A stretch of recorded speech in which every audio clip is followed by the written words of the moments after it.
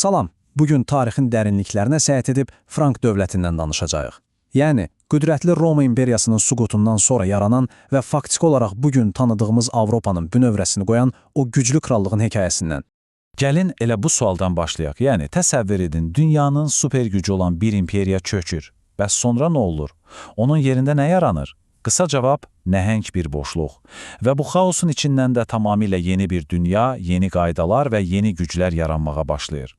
Bax, elə bu yeni dünyanın necə formalaşdığına nəzər salacağıq, çünki Romanın süqutu çox vaxt bir son kimi görünsə də, əslində bu tamamilə yeni bir hekayənin, yeni bir Avropanın başlanğıcı idi. Erkən orta əsrlər Avropasını, belə deyək, bir növ kokteyl kimi təsəvvür edin və bu kokteylin 3 əsas ingrediyenti var idi. Birincisi, Romanın buraxdığı o böyük irs, qanunları, mədəniyyəti. İkincisi, getdikcə güclənən xristian kilsəsinin inancları və üçüncüsü də qitəyə axın edən German tayfalarının özləri ilə gətirdiyi adət-ənənələr. Yaxşı, bəs bu Germanlar kim idi? Onlar, deməli, Romanın o möhtəşəm sərhədlərinin o tayında yaşayan, fərqli bir həyat tərzi sürən insanlar idilər. İbtidai icma quruluşunda yaşayır, müharibə və ya sülh kimi ən vacib qərarları hamı birlikdə xalq yığıncağında verirdilər. Və ən əsası, qüdrətli Roma onlara heç vaxt tam hakim ola bilməmişdi. Və bu tayfaların Roma ərazilərinə axını, demək olar ki, zəlzələ effekti yaratdı. O möhtəşəm Roma mədəniyyəti, o biliklər, o şəhərlər, hamısı sanki bir anda yoxa çıxdı.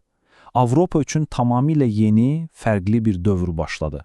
Amma maraqlısı odur ki, məhz bu dağıntıların külləri arasından yavaş-yavaş yeni xalqlar formalaşırdı. Baxın, bu bəlkə də ən fundamental fərqdir. İki fərqli dünyanın toqquşması. Bir tərəfdə Roma var, hər şey qanuna, dövlətə bağlıdır. Cinayət işlədinsə, dövlətə qarşı çıxmısan. Digər tərəfdə isə Germanlar. Onlar üçün dövlət yox, ailə, tayfa var, sədaqət var. Kimsə sənin ailənə zərər veribsə, bu artıq dövlətin yox, sənin şəxsi məsələndir. Yəni, qan davasıdır. Bu xəritə mənə elə gəlir ki, hər şeyi sözdən daha yaxşı izah edir. Baxın, o nəhəng vahid Roma imperiyasından əsər əlamət qalmayıb. Hər yer balaca-balaca barbar krallıqları ilə doludur. Bəs bizim hekayəmizin mərkəzindəki Franklar haradadır? Bax, məhz burada. O vaxtlar Qaliya adlanan, bugün isə Fransa kimi tanıdığımız torpaqlarda. Yaxşı, bu dağınıqlığın içindən bir güc yüksəlməyə başladı, Frankların gücü. Və bu gücü bir yumruq kimi birləşdirən bir lider ortaya çıxdı, Chlodwig. Chlodwig, deməli, vaxt itirmədi, əvvəlcə bütün o pərakəndə Frank tayfalarını bir yerə yığdı, sonra 486-cı ildə bölgədəki son Roma qalıntısını da, yəni canişini məğlub edərək tam hakimiyyəti ələ aldı və nəhayət bu hakimiyyəti möhkəmlətmək üçün ilk Frank qanunlarını yaratdı, addım-addım, amma çox qətiyyətlə. Bu fəth təkcə torpaq qazanmaq deyildi, bu Franklar üçün tam bir həyat tərzi dəyişikliyi idi.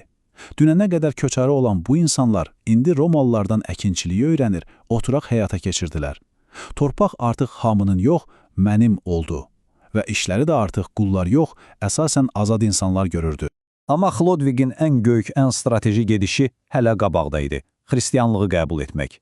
Bu sadəcə bir inanc məsələsi deyildi, əsl siyasi dahilik idi. Bu addımı ilə o, bir güllə ilə iki quş vurdu. Həm kilsənin güclü dəstəyini, həm də fəth etdiyi yerli əhalinin rəğbətini qazandı. Beləcə iki fərqli dünyanı, Roma və German dünyasını birləşdirib, gələcəyin Fransa xalqının təməlini qoydu. İndi isə hekayəmizdə biraz irəli sıçrayırıq. Frank dövləti artıq qurulub, amma onu əsl imperiyaya çevirəcək iki nəhəng fiqur səhnəyə çıxır, Karl Martel və onun nəvəsi, adı kimi özü də böyük olan Karl. Karl Martel çox maraqlı bir adam idi. Adı kral deyildi, amma bütün iplər onun əlində idi. Vəzifəsi sarayın baş məmuru idi, yəni mayardom. Kağız üzərində kral başqası idi, amma reallıqda ordunu da, dövləti də idarə edən məhz o idi. Martelin dahi olduğunu göstərən bir başqa məqamda onun hərbi zəkası idi. O, rəqiblərini, ələb ordularını izlədi və gördü ki, onların süvariləri çox güclüdür. O düşündü ki, bizə də beləsi lazımdır. Və nə etdi?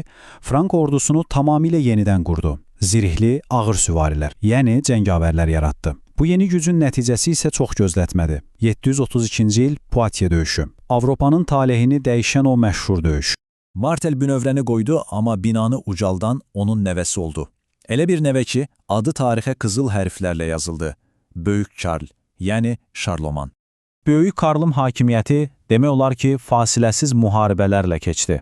O hər tərəfə yürüşlər edirdi. İspaniyada ərəblərə qarşı, şimalda saksonlara qarşı, şərqdə avarlara qarşı, cənubda İtaliyada lombardlara qarşı. Krallığın sərhədlərini o qədər genişlətdi ki, artıq ona krallıq demək az idi. Və budur, hekayemizin kulminasiya nöqtəsinə gəlib çatdıq. Böyük Karlın gördüyü iş təkcə torpaq fəth etmək değildi. O, daha böyük bir şey etdi. Yüzillərdir parçalanmış olan Qərbi Romanın ruhunu yenidən canlandırdı. Tarix 800-cü il. Yer Roma.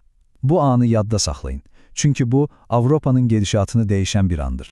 Həmən il milad günü Romada papa Karlın başına qızıl bir tac qoyur və onu Romalıların imperatoru elan edir. Təsəvvür edirsiniz, əsrlər sonra qərbdə yenidən bir imperator var idi. Bu sadəcə bir tac qoyma mərasimi deyildi. Bu, o başda saydığımız üç sütunun, Romisi, Xristiyan inancı və German gücünün artıq tam olaraq bir-birinə qovuşmasının simvoluydu. Avropada yeni bir sivilizasiya doğulurdu. Amma tarix bizə göstərir ki, hər yüksəlişin bir enişi var. Heç bir imperiya əbədi yaşamır. Bəs Böyük Karlın ölümündən sonra onun qurduğu bu nəhəng imperiyaya nə oldu? Cavab bu xəritədədir. Karlın ölümündən sonra onun nəvələri bu böyük mirası bölüşə bilmədilər və nəticədə 843-cü ildə Verde müqaviləsi ilə imperiya 3 hissəyə parçalandı. Və bu parçalanma əslində bugünkü Avropanın təməlini atdı. Baxın, bu 3 hissə gələcəyin Fransa, Almaniya və İtaliya dövlətlərinin özəyi oldu. Eyni zamanda güclü mərkəzi hakimiyyət yox oldu və Avropa üçün yeni bir dövr başladı. Feodal dağınıqlığı dövrü. Beləliklə, hekayəmizin sonuna gəldi. Frankların bu möhtəşəm hekayəsi. Birlik, inanc, fəthlər və sonda parçalanma. Bütün bunlar bugünkü Avropanı necə formalaşdırıb? Bu, təkcə keçmişə aid bir sual deyil, elə deyilmi? Bu mirasın izlərini bugün də görmək mümkündür və bu, həqiqətən də üzərində düşünməyə dəyər.